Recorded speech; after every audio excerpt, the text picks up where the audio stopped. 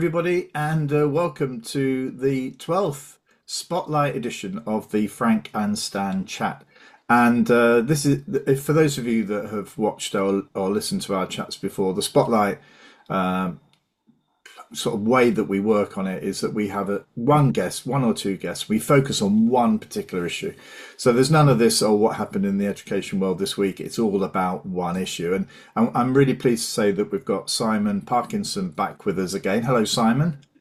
Hi, Frank. Hi, And Stan. actually, anybody watching on the video will see what the focus might be, because just to the right of his, well, looking at me, just to the right of his head is the WEA Adult Learning Within Reach motto, or whatever it is, branding or whatever. But WEA goes back ages, doesn't it? What is it for those who 120, don't know? yeah, we're 120 years old. We celebrated that last year. So, yeah, a long time. And in many ways, we were saying our work today is as relevant and as needed, perhaps even more needed than it was 120 years ago. So yeah, plenty for us to do still. Yeah. Now, we had you as a guest on the normal sort of Frankenstein chat. It was way back in August 2021. So that would have been sort of COVID would have still been hanging around. I suspect COVID is still hanging around, but a little bit more prominently. So, I mean, I get under pressure from one or two friends, colleagues, on the fact that Frankenstein chat doesn't always focus sufficiently on the post 16 adult world. And so I thought, oh, I took that to heart. And so I reached out to Simon and said, come on, Simon, can we start to address this? So just tell us, Simon, what's life been like since we met in August 2021? What's been happening in your world? Yeah, lots has been happening, and I wouldn't feel bad about the lack of focus on post 19 on this podcast. I think unfortunately that's still a general trend across the sector. I think we have to, put our elbows out and our toes in the doors everywhere we can to sort of try and get a hearing. So lots of my time since 2021, and it's interesting that it was then, thanks for reminding me, has been around that advocacy and lobbying sort of work, as much as trying to, keep the WEA, and get the WEA used to being a hybrid provider now. Back in 2021, we probably talked about that, a massive move to online, from being at Yes. 99% of our provision being face to face to 100% being online. Now we're 120-year-old startup hybrid provider. We've never done it like this before, and it's tough. And if you add the rapid sort of increase in devolution to that, and each mayoral authority wanting to do it a slightly different way, then yeah, it's not boring. It keeps us interested as we work hard to support adult learners.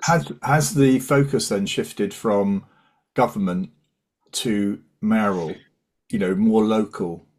And So what are those particular challenges for an organisation like you trying to manage that?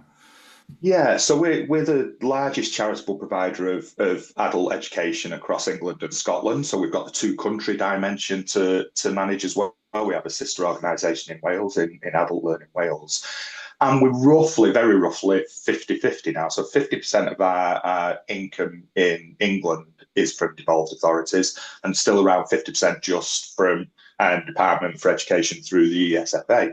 So it's a challenge because every local authority's got slightly different priorities. We're funded in different ways, which you can imagine increases our sort of compliance work and our administration work and trying to do that. So, I think we try and still keep the balance, and we might talk about that as we go forward through this chat, because although more and more adult education funding, adult skills funding now, and we can talk about that, is being devolved, I don't think it's right that it's being devolved in the absence of any kind of national strategy for lifelong learning.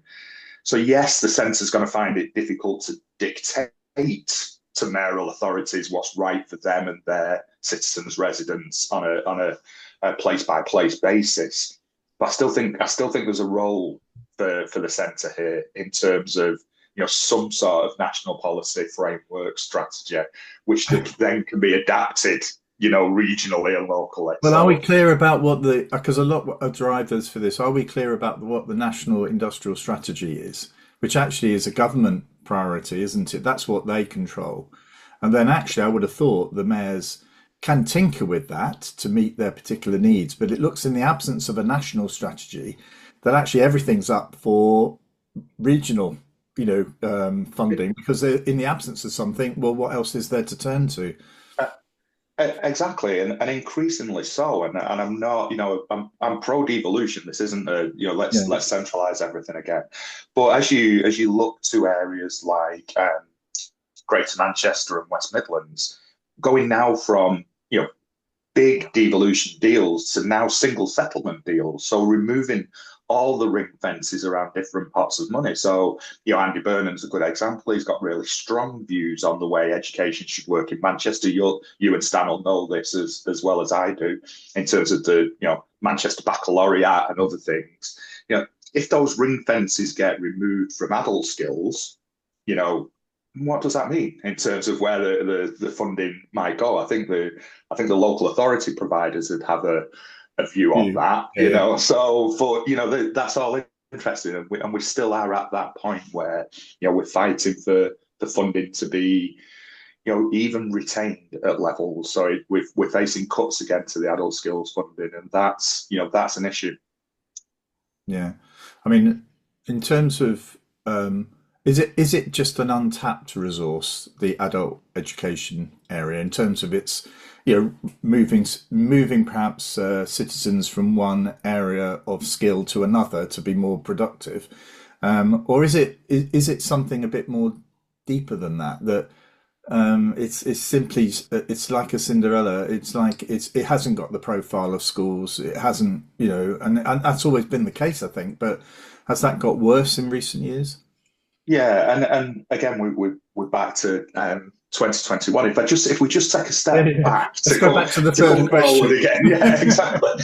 So and there's lots of research out there. The Learning and Work Institute for Fiscal Studies. You know adult education has been underinvested in for over a decade. For since 14 years ago, the austerity cuts. So it's had no inflationary uplift in 14 years. So that's a real time cut. And you can do the numbers on that. But that also means there's roughly 1 million less adults participating in learning now than there was 14 years ago. So that's that big step back, and that doesn't seem to be getting better, and we can talk about that.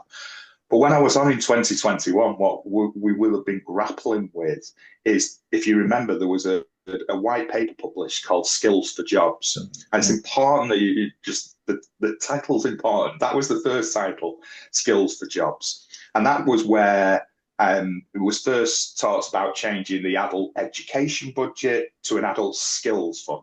So Skills for Jobs, adult skills fund, and taking the community learning element of that and changing it to something called tailored learning. And when that paper was published, the only three outcomes that they said were fundable under tailored learning would be straight into work, learning that gets you straight into work, learning that progressed you closer to the labour market, or if you were somebody with a learning disability, helped you live more independently. And there was specific about learning disability, which at the time felt strange.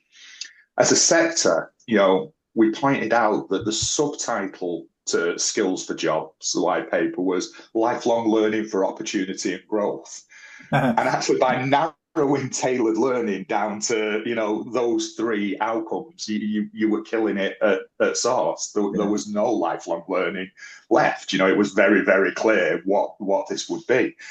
And actually, we worked really, really hard as a sector with the department. We worked well with the department, and this will have been on my mind as we were talking. And we actually moved the department to the point where there is a set of agreed tailored learning outcomes now, which include, improvements to your mental health and well-being, improvements to physical health and well-being, combating isolation and loneliness, family learning, community cohesion.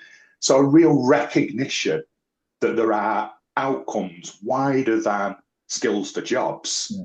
that are worth investing in. And I think that was a big win for us, in terms of the sector. It wasn't a win because we did have to convince, lobby, but actually the department worked really well with us. So I think that was a sensible way forward.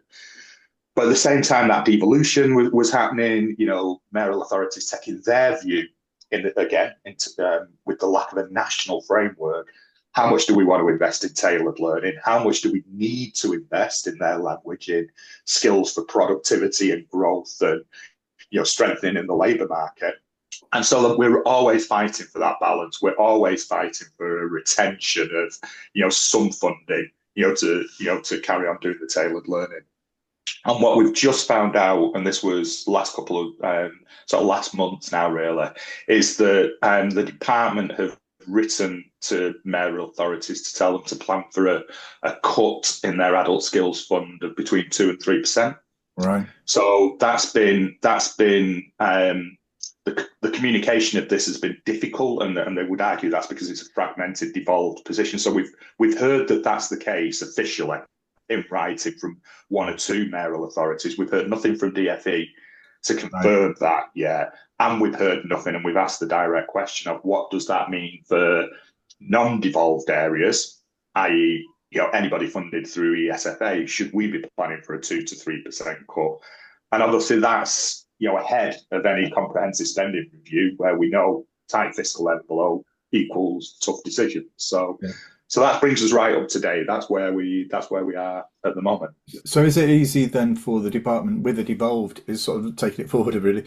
It's easy. It feels easy for a department to say to a mayor, look, we're going to cut your budget by 2.5%, for example, but you can use existing funding that you have to divert that to address some of that concern. I mean, that's one of the dangers of devolution, isn't it? That you end up with the actual delivery product being undermined by central funding that doesn't really address the full extent of the need.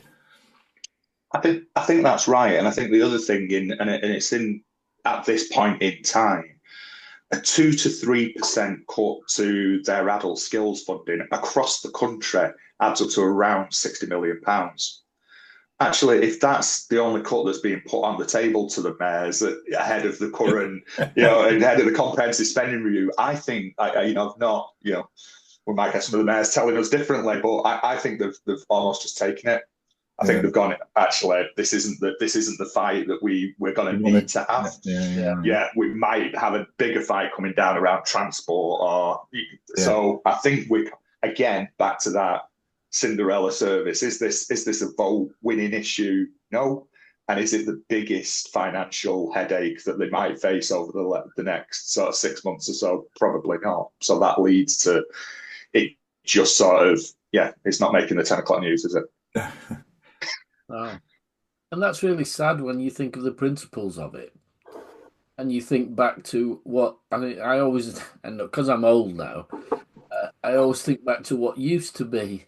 And there used to be a whole range of things that, even as a successful adult, as one that had been to university or college, you could say, actually, do you know what? I fancy doing this. I fancy learning something about art. Oh, there's a great art thing on there. I'll sign up. And at the time, it was free. Yeah. It wasn't charged. And sorry, Stan. No, I do look occasionally now for things like, Spanish would be useful, French would be useful, and I look and I think, but it's not. Years ago I'd have walked across to the local college, which is probably 400 yards away, in an evening, and taken up a course like that with minimal cost, maybe £10-20 a session or something like that. Now I just don't see that range of stuff being offered. Yeah. Well, you need to look at www.wea.ac.uk. You'll find Spanish for beginners, Spanish for intermediates, and depending on your circumstances, it'll still be free or co-funded. And actually, that's the same across the country, mainly through local authority providers. So it may be the colleges, although most of them concentrate 16 to 19 now. But there's a lot. So, we work with 40,000 adults a year. So that vibrant tailored learning, community learning, adult community learning is still there, and it's life-changing stuff. Yeah, I was We going to see it say, every well, week. contrary to that, when I was working in an authority around about 2015, when the cuts were on their way, I was digging up things, like virtually church halls and similar events, who were using the money to keep the church hall going. They were putting on courses that nobody was really attending, but money was being passed to them in order to provide this Mm. course that nobody went on. Mm. They were And, using and th funds to generate for their survival kind of thing. yeah, and some of those, and it has happened, and it did happen, and some of those sort of stereotypes of both the curriculum areas and the attendance, and whether it was the quality was any good, do dog the sector. They're there, they're in people's sort of memories, or they're in those stereotypes. But actually, the reverse of that, we have nine of our own learning centres across the country. But actually, the overwhelming majority of our face-to-face delivery is done in community venues, well-attended community venues, and it does show, therefore, a trickle down of state Yeah. money into these communities, where us hiring that community hall 3 times a week keeps it open. It does keep it open, and I'm proud that it keeps it open and that it's therefore used for other purposes for others. So you're right. We have to face into some of those criticisms. We have to make sure the quality and the attendance is good and strong. But then we should celebrate the wider benefits that it Absolutely. creates. What got me annoyed was the lack of oversight of it, not how it was being organised and how people were seeing a pot of money and saying, actually, we can grab this, but a lack of oversight of somebody saying, well, let's just map attendance at these things, the range of courses we're putting on, and what's the impact of that. And that was just nobody's Yeah. nobody's job, I don't think, in the local authority. I don't think anybody had significantly thought that was something that should be done. Can I take the lead on that then, Stan, and just move us into a slightly different area because I think it relates to this. Apprenticeship levy, Mm. because we're talking here about programs that are being offered that perhaps keep the thing going. But actually, two issues I want to make here. The first is when I was involved in some work in Blackpool, we were approached by a national organisation that actually was drawing unspent apprenticeship levy funding from businesses and trying to use that funding in some of the most, sort of disadvantaged communities. And we were struggling, really, to be honest. I was struggling to get because it was like coming as it was swamping. It was completely swamping. It had this effect of there was just too much money. There was too much going on, and in a way, it sort of highlighted for me the continuing problem of apprenticeship funding being used, particularly in education, for leadership development, as opposed to bringing on many other people who are perhaps at less senior positions, who perhaps can't get the time off from their duties to actually undertake some of these activities, some of these courses. So there was that point. But the second point was around how, in a way, it makes you feel as though, well, this is quite convenient for the government. If apprenticeship money levy has been drawn, it's not being used. If it's not used, it comes back into government. So it's sort of like a backdoor tax, really, that increases the spending, makes it look as though they're spending a lot of money, but actually they get a lot of it recouped. So I'm just interested to know what your feelings are about the apprenticeship levy and whether or not there's been enough creativity in terms of how that could be used to support the work that you do. Yeah, it's a really good question. It's a hot topic as well at the moment, and we might get on to the sort of maths and English element of that Yeah. as well. I'm not the expert. We don't do any work through the apprenticeship levy. But So why I'm not? Why not, Simon? I don't understand why not. because we're focused. What we see our role, and again, this is part of the devolution picture. Our role is to try and get people. We're working with those communities actually that haven't got a college 400 sort of yards away from them. We're deep in those communities where the lack of basic, and functional skills is high. So our job is to start people on the journey. I always think our job is to get people back in a classroom, get them back engaged in learning. And for me, that would start with tailored learning. That would start with something they're interested in, start by building their confidence, and then work through what their pathway is. We can get them through level 1, level 2, and then our job is to open the doors for them and say, look at what you can do now. And that'll be with other providers. So we're really clear. We do some level 3 work, but our job is right at the entry point, getting people back engaged in learning, regardless of their age, economic background, circumstances. Let's get them in the classroom and let's virtually or physically, and let's get them engaged in learning again. Now, the other sad thing I'm thinking of a similar time was the part of the authority that dealt with NEET was disbanded, basically. There was nobody at the end of some cuts. There was nobody there to do that, even though there was a lot of really good work on identifying these students. And so I don't know if they are still tracked, if anything is done on that, or do you work purely on people coming forward, or do you have a program of identifying people that need to be approached? So that's a nice segue into where we may take it, because we've talked about almost all of the reasons to be gloomy, about it, and all of the challenges, and that's right, and the multiple and many.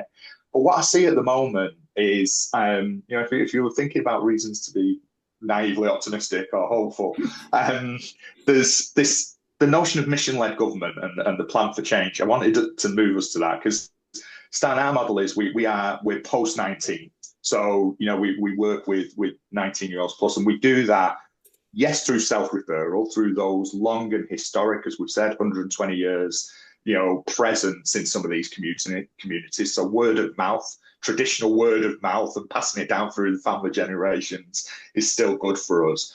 But we increasingly work with those referral agencies as well, most notably DWP. So we are seeing that, and as I say, we can look and we can say, look, the tinkering at the edges with the Adult Skills Fund, they're asking mayors to cut 2 or 3%. But then as I look at it, there's 4 I've listed at the moment. So at the moment, we've got the Get Britain Working white paper out, led by DWP, but co-sponsored by Bridget Phillipson as Secretary of State for Education. So Liz Kendall, Bridget Phillipson. Massive overlap and talking about skills and skills development and the link between Job Centre Plus, National Careers, National Citizen Service, National Careers Service, how they join it all up. So there's an element there, and we're seeing more and more of that. So we work through DWP, we're working with the MOD as part of the Afghan resettlement project. So that's both skilling Afghans in English language, but also there's elements of family learning there on some of the MOD bases. So that, again, as a sector, you think, oh, okay, right, okay, we've got their DWP MOD. Just last week, Department for Science, Industry and Technology released their Digital Inclusion Action Plan, first steps, with a promise of funding to follow it. And for me, it feels like they're trying to create a digital version of Multiply. Multiply was the big numeracy funding part from the last government, which made a big difference. We helped, thousands of people, improve their numeracy skills through that funding. If they're going to do the same through digital, which is vitally important, and much needed, and they've got a load of pledges from the big tech companies, involved in this as well. What does that mean for adult learning? You've got then plans for the neighbourhoods. So, the Housing, Community and Local Government Department plans for renewing neighbourhoods.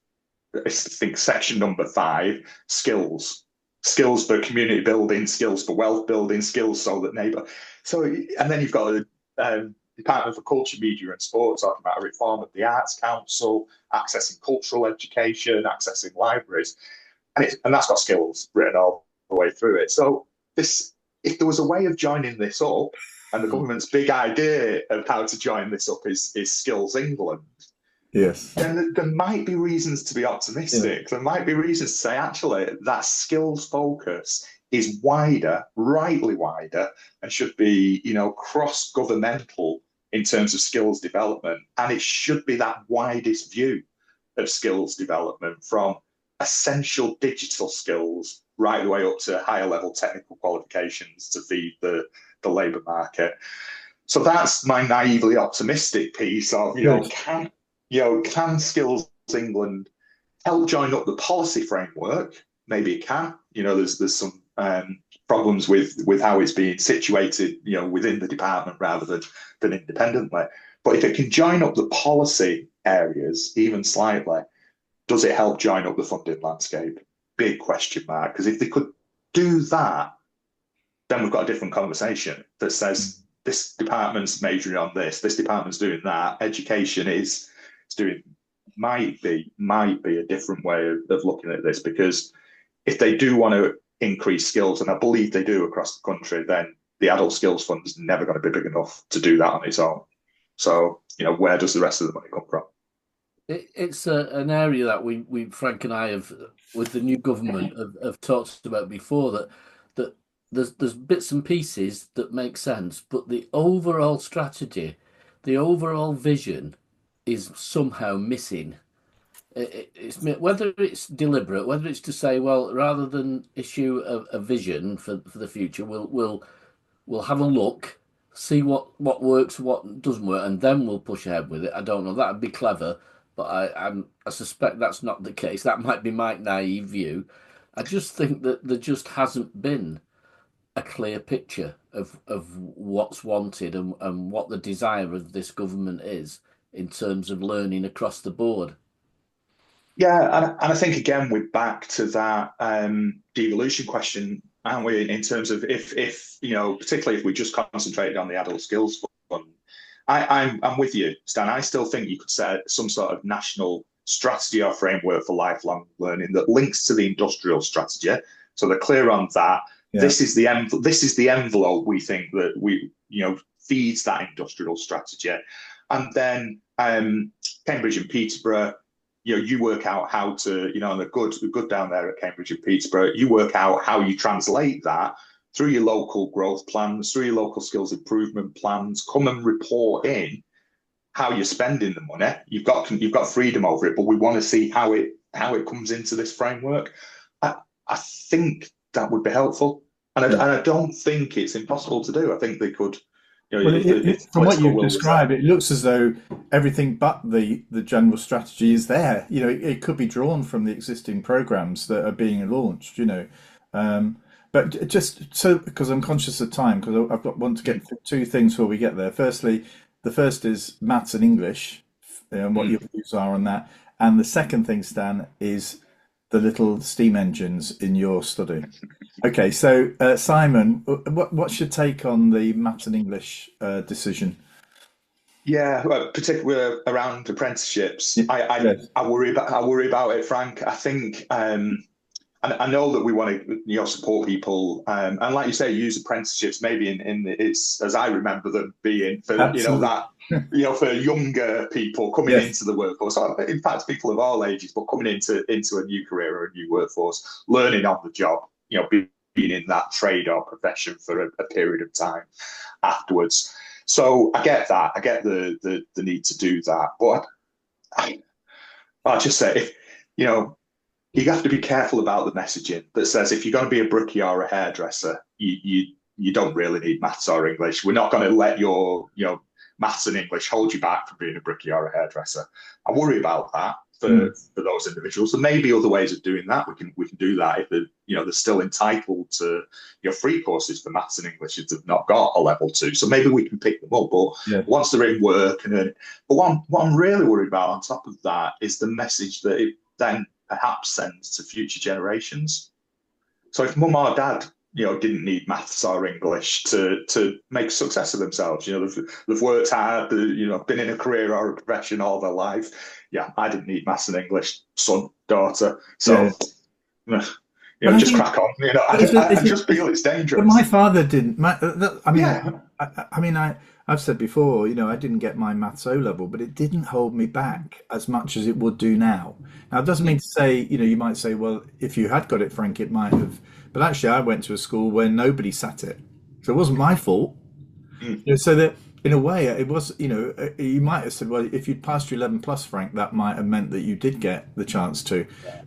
I knew you would say that, Stan. I knew you would say that. But the thing is that, you do think, well, sometimes young people are in circumstances way out of their control. They're not in charge of their destiny. I hate this sort of phrase that, well, you've got the whole world in front of you. You want to be this, you can do that. Well, yeah, you can sort of path that out, and you probably get people that can follow that path. But there are others for whom there are, and that these are people that you work with. Yeah. Their life the opportunities to have in life are determined by so many other factors, and I think that's true of many young people. And we don't give credit to that. Not so much that you don't need maths and English, but the level that has been arbitrarily set that says that's a pass and that's not. You're able to do maths or you're not, rather than a competency in maths Yeah, that could be set at a level lower than 4, but to show that you are competent, and a competency in maths course which would look at things more realistically, like mortgages, like interest rates, like yeah, that sort of thing, Yeah. would be. Yeah, so it's a really good example. So we're back to multiply. So what a whole host of the stuff that we never called it maths once. It was numeracy, but yeah, it was cooking on a budget. One of the things. So it was about people being able to, go into a supermarket, look at two different sizes of containers, and spot the unit cost. That's where it started for us. Actually, the bigger one might look more expensive, but look at the label carefully. What can you see? Well, yeah, that's only 21p a unit, whereas there's 26p a unit. It's those sort of, like you say, those literacy and numeracy skills that are, just help in life, really. So I agree. I can see both sides of it. I worry about the messaging. As a country, we've decided and numeracy. I wouldn't say to any of I didn't say to any of our children, you don't need your maths. Jesus. Yeah, exactly. You're going to get the best grade you possibly can, was what we were pushing. What you need in the store now, though, is whether those little signs that say 23p per unit or 26p per unit include the discount because they're on a Members card. because I can't work out kitchen rolls, which is cheaper, which is not. Eventually, I just go, oh, I'll get that.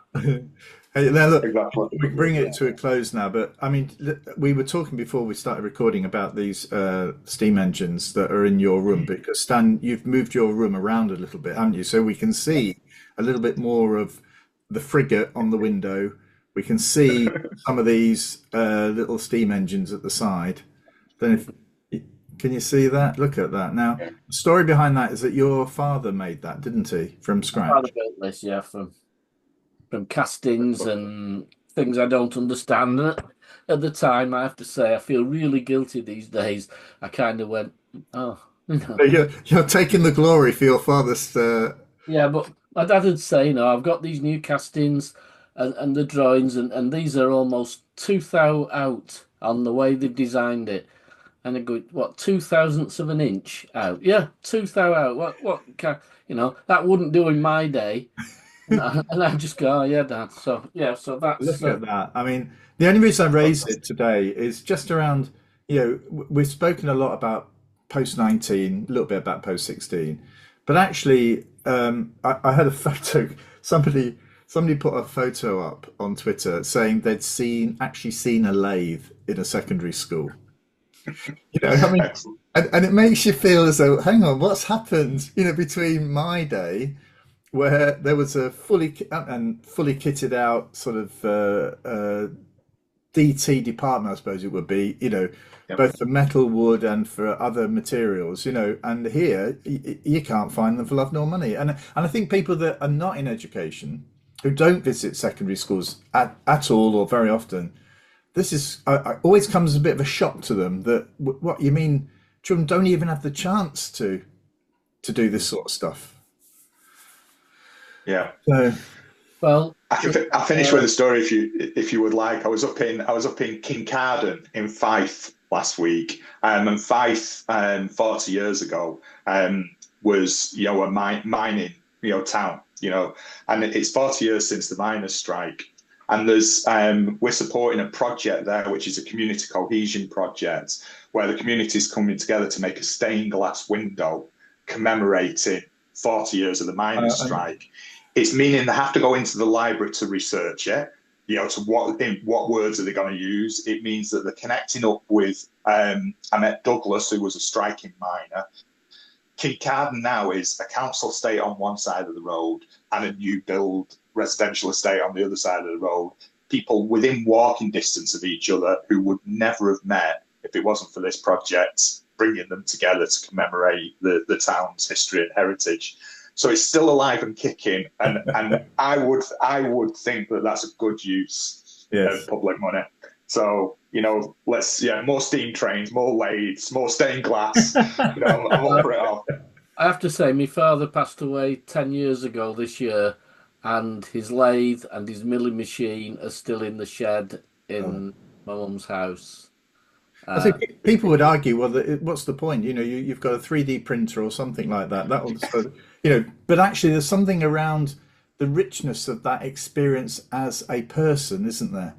And the skills that brought as well, regardless of whether or not they have a direct impact on your working life. It's just something that it's slipping through our hands. Some of this stuff, and it will stay in the shed until your son then decides to clear it out and send it. It's probably beyond use already. But it's a different world. Like I say, when somebody's talking about thousandths of an inch, and there's all the really expensive at the time the tools that you use to draw at that level, and nobody uses them now apart from model makers. So and those people on repair shop. That wanted more than ever when he was doing his modelling? Dentist drills. Oh, really? Because dentist drills were really tough and also very tiny. So when you're doing something like this, a dentist drill is perfect. Well, by next week, Stan, we'd like to see your steam engine produced on your own without using any of your father's skills or whatever. It'd just be a kettle Frank. It would be, I can imagine there would be sort of egg boxes and cornflakes boxes and things like that. Anyway, Simon, thank you so much for your time this morning, and it's been a pleasure. And again, we'd love to have you back. Hopefully, it won't be 3 years down the line if we're still rocking by then. But anyway, thank you very much for all you do with WEA, and we'll be back at the end of this week with a weekly Frank and Stan chat. So until then, goodbye, and thank you, Simon. Yeah, thank you both. Thank you, everyone. Bye-bye.